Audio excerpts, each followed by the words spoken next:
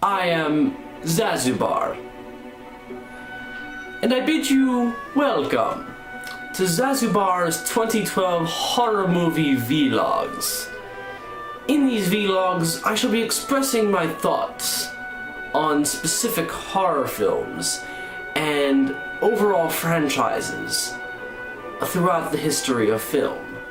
Because I am too lazy to do another palooza or such, I will instead be doing simple, few-minute-long vlogs on my thoughts on certain aspects of certain films in horror movie history. On this vlog number 1, we are going to be taking a look at the 1931 classic, Dracula. Specifically, we are going to be discussing, analyzing, and critiquing Philip Glass's 1998 conducted and composed score of Dracula.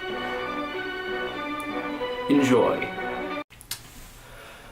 So if you guys could hear me through that terrible Bela Lugosi impression, I have decided to do some kind of running series for Halloween, a small little thing.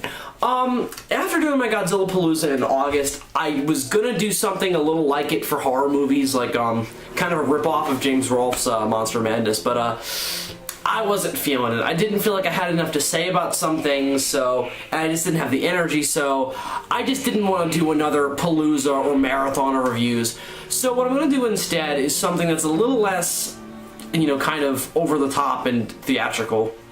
Instead of doing a bunch of reviews, I'm going to be doing a bunch of vlogs. Now, of course, that means video blogs.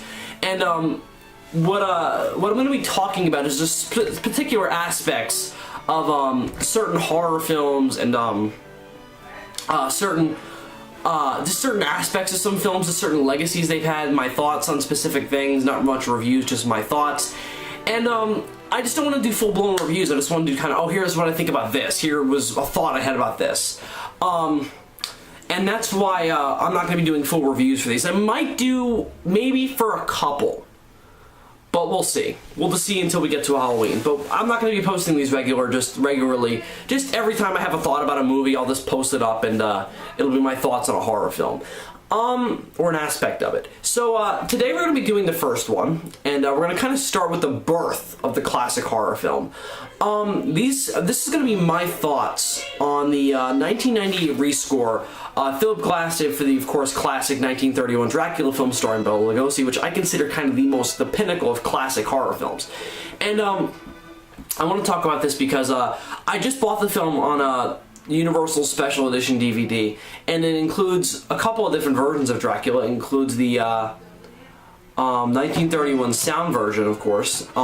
It includes the 1998 recut with the new score by Philip Glass, but then of course it also includes the Spanish version. I may do a full review on that at some point, I'm not sure. But for now I just want to talk about the rescore Philip Glass did of Dracula. Now, I'm going to be honest, I've never been a big fan of the 1931 version of Dracula. I've never been terribly interested in the character in general. He's kind of low in my favorite horror characters. I prefer the Frankenstein monster, the Wolfman, you know, the Mummy and stuff. Well, nah, I like Dracula better than the Mummy, but I prefer Frankenstein monster, Wolfman over Dracula. Dracula's still awesome, but I find them more awesome. I find them more interesting. But we're not here to talk about them yet.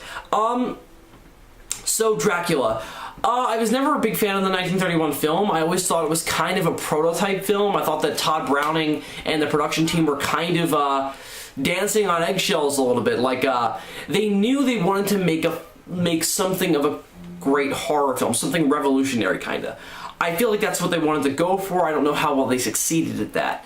I think the film is great for what it is. I think it's an atmospheric, interesting look back on the atmosphere and just the way you made a movie back in 1931. And there were, of course, some very revolutionary things in this film.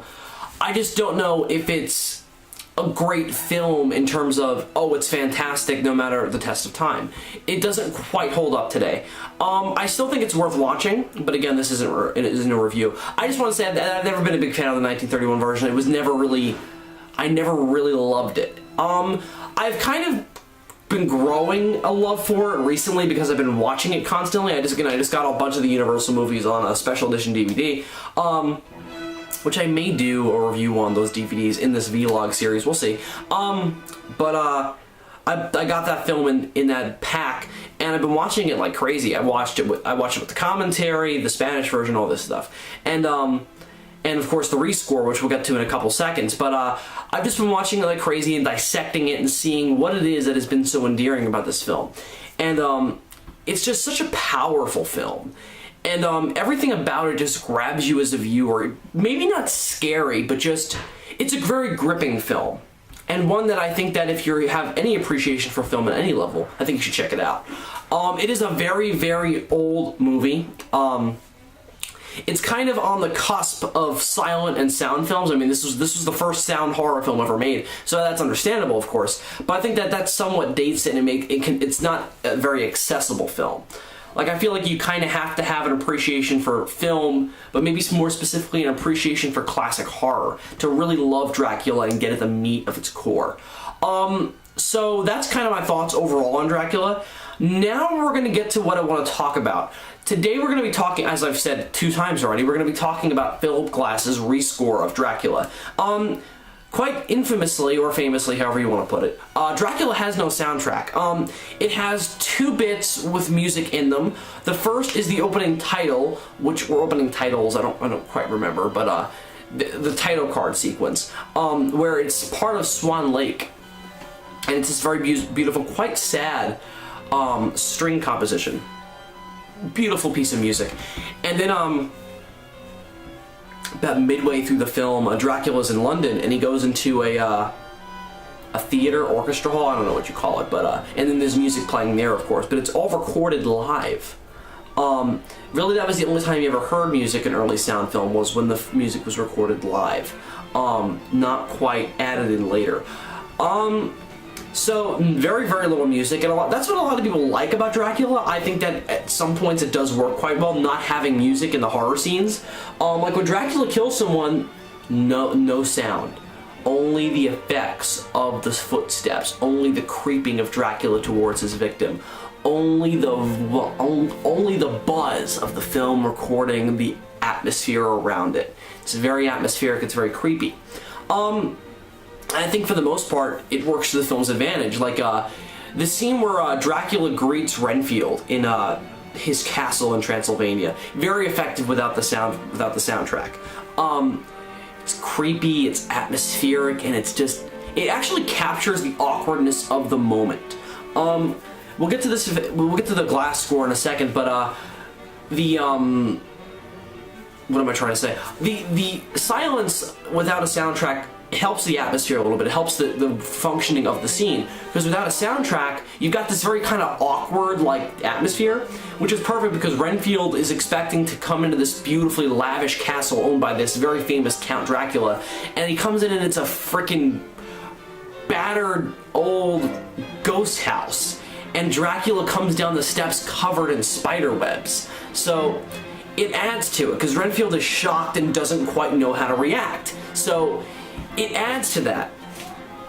Another scene that I think is very effective without the score, and I haven't gotten this. I'm not sure. I think it does have a score in the glass version, where Dracula just was revealed to Jonathan Harker and Abraham Van Helsing and Dr. Seward in Dr. Seward's home.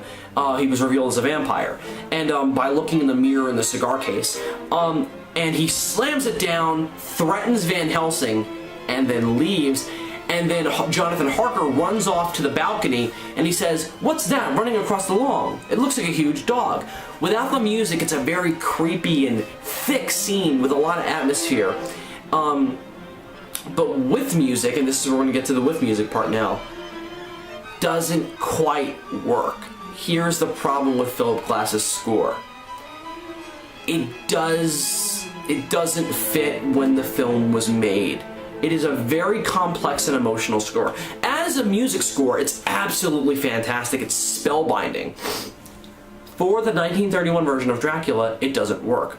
Now, I think if this score was added to another Dracula film, like a remake or something, or some other interpretation of Stoker's novel, I think that this could be a fantastic score. Has the capability to drive a film. I think it's absolutely fantastic. And Glass knew exactly what he wanted to do with it. As I'll read a quote from him. When he was talking about doing the score.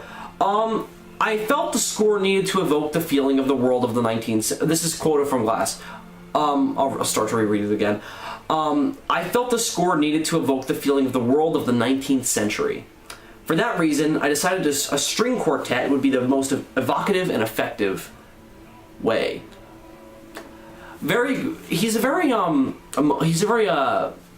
insightful man. I think that quote from him cements that for me. And I think that was a great idea. I just don't think the idea of putting music to Dracula is a good idea. The score is amazing again. I love it, but it doesn't fit the film. Okay, that's not what I mean. It fits the film. It fits the script. But it doesn't fit the way the film is shot, because it's shot not expecting to have a soundtrack. So at some points, the soundtrack mutes the feeling and the atmosphere of the silence. And the soundtrack kind of muffles the movie, what the movie is trying to do, and that's counterintuitive. Again, the scene where Dracula greets Renfield. The other one that bugs me, that's quite a few minutes after that, is when Renfield is going to bed and a bat flies in and he sees Dracula's three brides, and he kind of shields himself from the bat. Well, without music, it's a very effective and creepy scene, and you truly feel the terror of Renfield. But with the music, it feels muffled again, and it just doesn't work quite the same way.